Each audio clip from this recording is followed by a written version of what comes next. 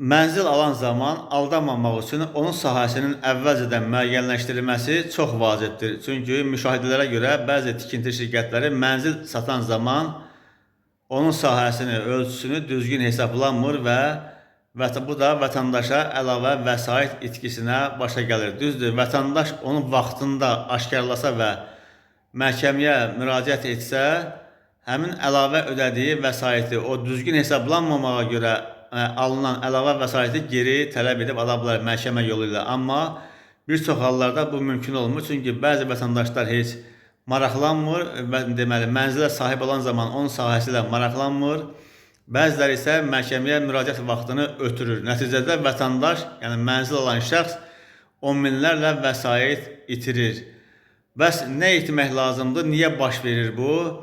Əslində burada problem mənzilin ölçüsünün hesablanmasında vahid metodologiyanın olmamasıdır. Deməli, tikinti şirkətləri müqavilə bağlanan zaman, əslində yeri gəlmişkən deyim ki, müqavilə bağlayan zaman vətəndaş, yəni mənzil alan şəxs şirkətlə müqavilə bağlayan zaman bu məsələni mütləq qoymalıdır. Yəni, mənzilin ölçüsünü əvvəlcədən müəyyənləşdirməlidir, necə hesablandığını öyrənməlidir.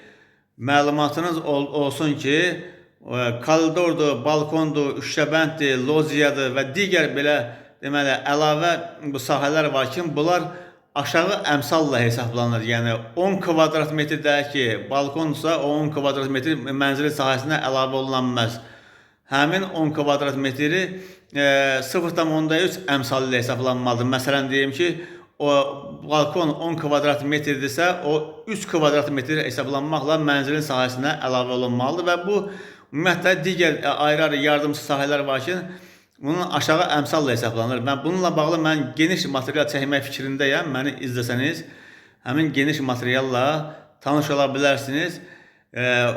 İlk ondan başlayaq ki, yəni mənzil alan şəxs tikinti şirkəti ilə müqavilə imzalayarkən bu sahəni əvvəlcədən müəyyənləşdirməlidir. Hansı sahəyə nə qədər vəsait ödəməlidir. Və bir çox hallarda müqavilə imzalanır. Bəli, vətəndaş deyək ki, 100 kvadrat metr deməli, mənzil alır və onun pulunu ödəyir. Amma mənzilə hətta bir neçə ildən sonra sahib olur, mənzili təhvil alır, amma hələ çıxarış yoxdur. Amma mənzilin çıxarışını bir neçə il çəkir və ya ay çəkə bilər.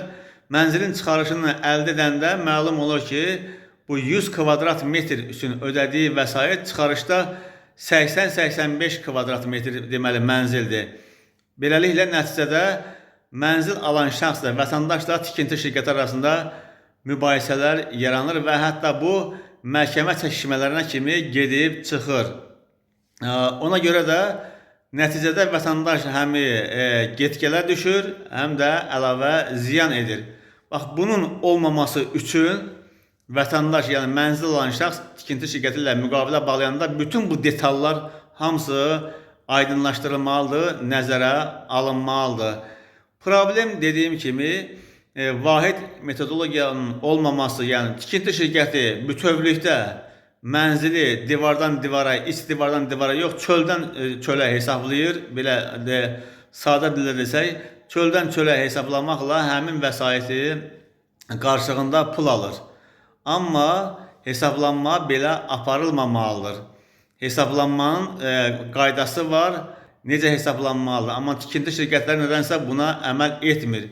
Əslində bunun üçün də cəza tədbiri olmalıdır. Mənzilin sahəsinin hesablanması üçün vahid metodologiya tətbiq olunmalıdır və bu qanunvericilik səviyyəsində salınmalıdır. Tikinti şirkəti istədiyi kimi, baxmayaraq ki, sahibkardır, amma o istədiyi kimi davrana bilməz, vətəndaşdan əlavə vəsait ala bilməz. Ona görə də bu qaydaya salınmalıdır. Vahid metodologiya əsasında hazırda dediyim kimi də o qaydalar var, necə hesablanmalıdır, amma tikinti şirkətləri buna əməl etmir. Nəticədə iş məhkəməlik olur. Dediyim kimi, deməli, mənzilin balkonu, şüşəbənd, loziya və digər yardımçı sahələr var ki, onlar aşağı əmsalla hesablanmalıdır. Bununla bağlı material çəkmək fikrim var. Məni izləsəniz, ondan tanış ola bilərsiniz. Bu materialın uzun olmaması üçün onu əlavə etmirəm. Hələlik, yəni fikrim odur ki, Əsas dediyim odur ki, mənzil alan zaman on minlərlə vəsait itirməmək üçün bu sahə məsələsini, mənzilin sahəsi məsələsini əvvəlcədən mütləq dəqiqləşdirilməlidir. Problemin dediyim kimi kökündə bu sahədə vahid metodologiyanın tətbiq olunmamasıdır. Həmi elə bir şərt qoyulmalıdır ki, qayda tətbiq olunmalıdır ki, tikinti şirkəti də ona əməl etsin və nəticədə vətəndaş aldanmasın və əlavə vəsait ödəməsin.